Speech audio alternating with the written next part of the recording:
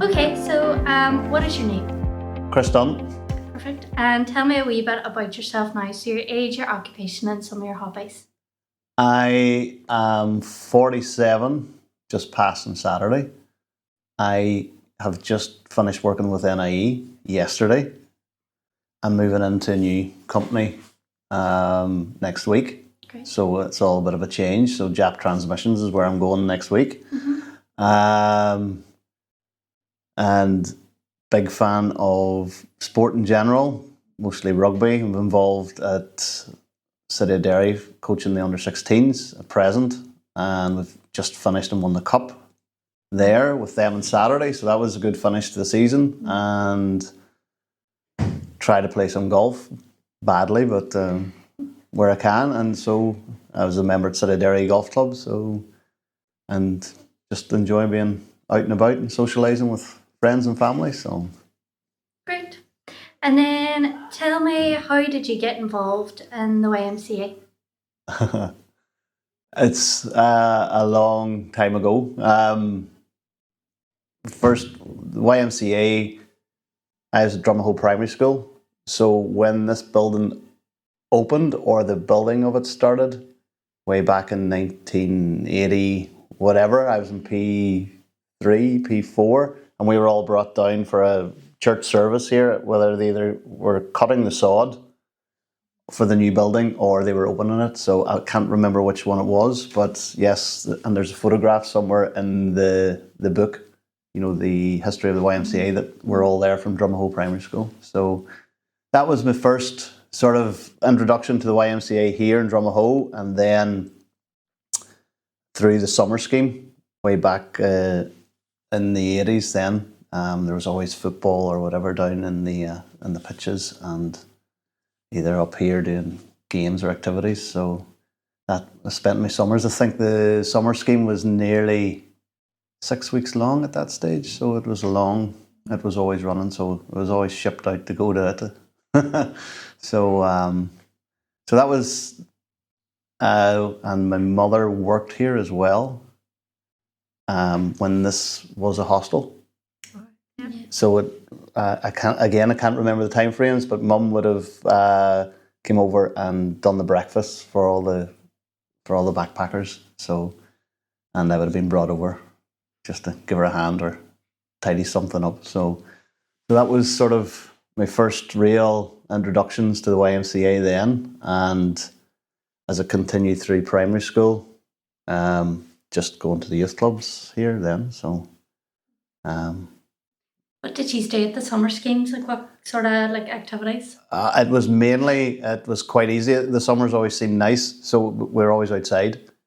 So it would have been down in the pitches, football, just running about. There are a lot of activities, the arts and crafts, just general games, even football in the hall or wherever. And so it was always, a lot of sort of tired days coming back. But yeah, so I think they split it. So I, in the morning, and then I would have walked home, had lunch, and then came back again for the evening one. So Sounds like a nice summer. it was. It always seemed that you'd like, I can't be bothered to go, but then when you got here, it was always good fun. So there's always a lot of leaders about, and plenty of people from the primary school and Tully Alley and that. So you got to meet a lot of people. So. And then whenever you were coming here with your mum, did she have to drag you here as well? Oh, well, that one wasn't as much fun because I was working. But I always sneaked upstairs then. There was a snooker room upstairs. Yeah. So I went up there and played in the big snooker tables and that. So, Great.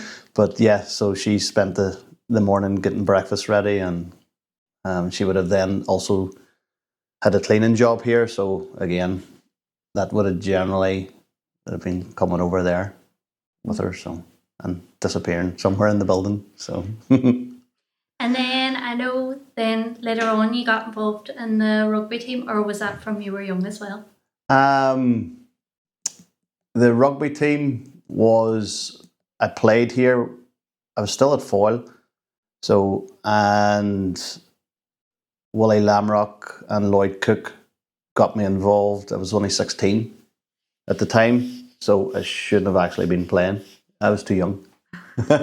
So I was playing at adult rugby then at 16s, so 16, 17, so it was always, the name couldn't officially go on the team sheet or whatever. So, but it was a good introduction, as I say. You were sort of, that was the whole introduction to that sort of level of sport then, and again, a lot of good friends built up from that. A lot of older friends then, because obviously I was young, but they looked after me very well. Left me home in some states at some time, but and remember my mother saying that's the last time you'll be playing rugby with those guys, you know. But 20 odd years later, I was still there. So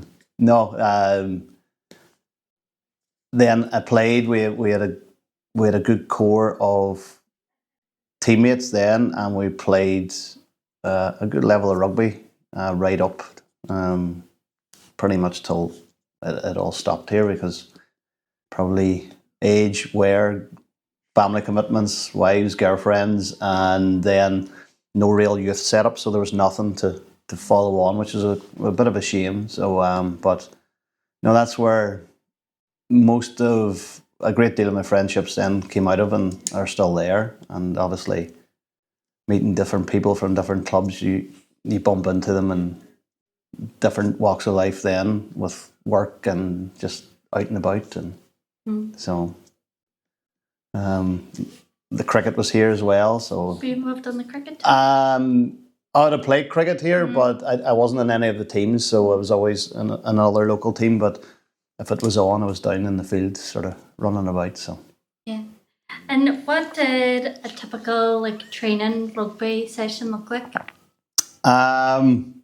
If it was really wet, then we were playing table tennis or volleyball in the hall, because nobody wanted to go out. But no, it was when I was 17, 18, it might have been only limited numbers, and it was cold and wet, and I just remember it's like, oh man. But as we got better, the more people were at the training, the more then there was investment in coaches, and so it became more structured. And Wally always had some weird training regime that he wanted to try out, but as we get better and progressed up the leagues, then there was other coaches came on board, and it was very structured. And there's times there we had 20 to 30 people out, so it was intense. There was a lot of, in the summer we tried to obviously get as fit as we possibly could before the season, and then and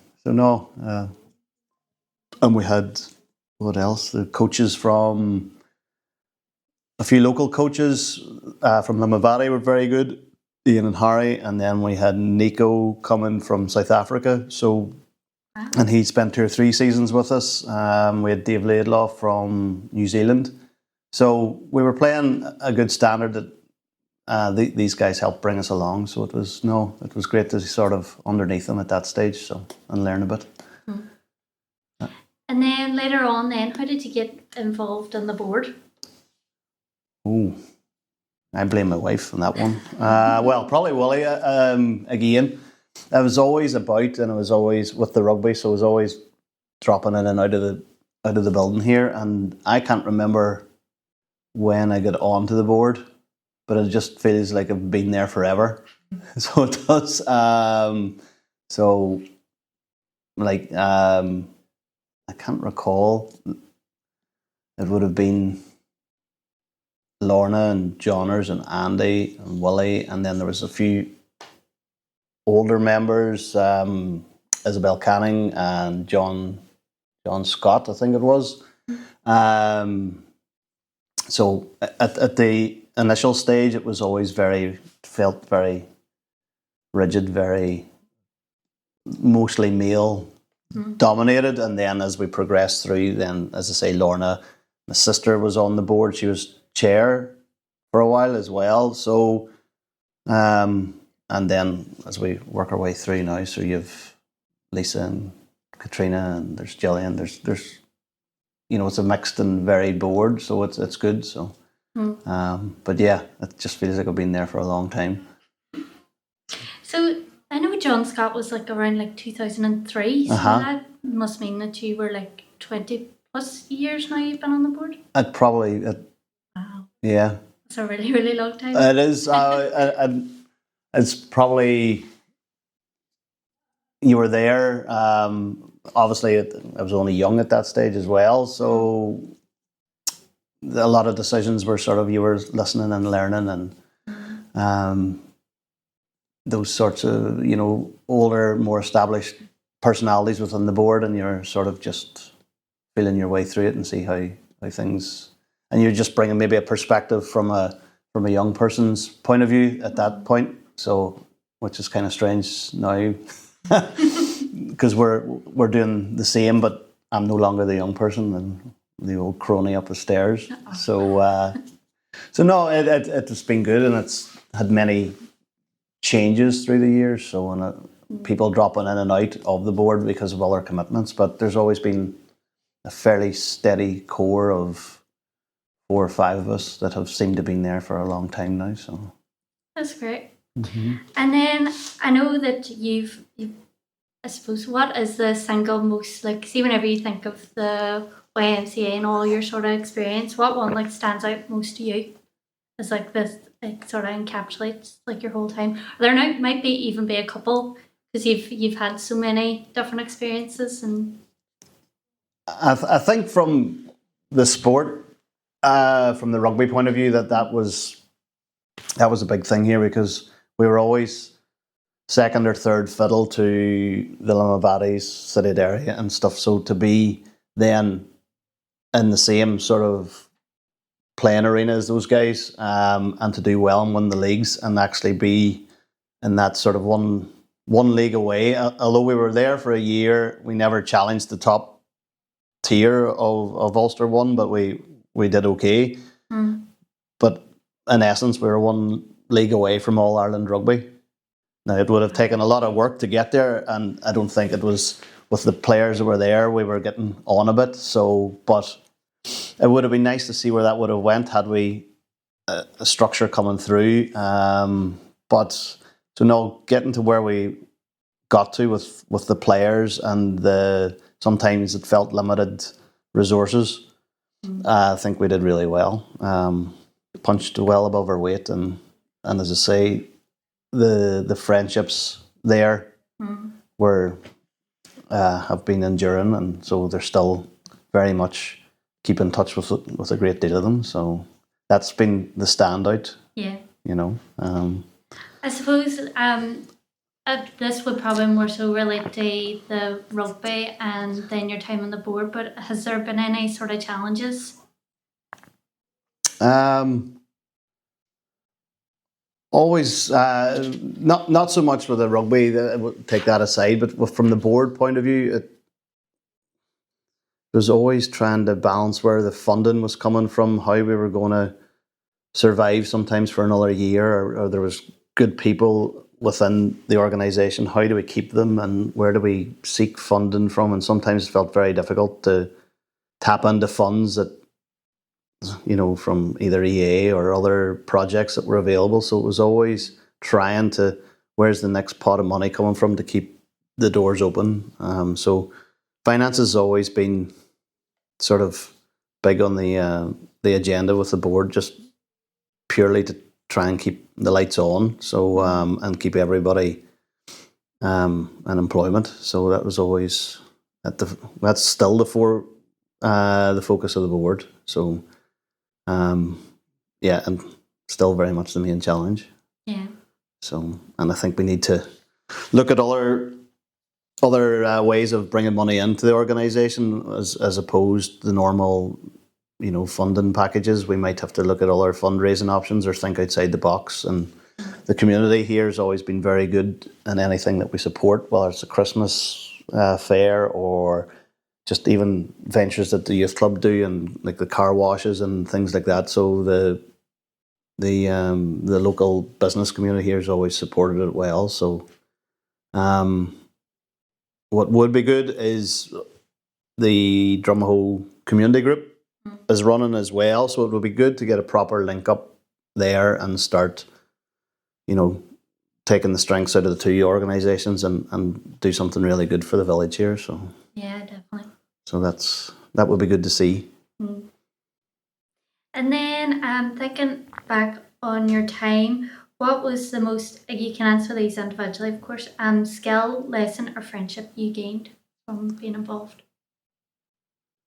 The friendships are easy. That came from mostly the rugby, but even now here with people in the board or just the staff within the organisation, like some of them have come through from the youth club, and you see them grow and develop, and you're in.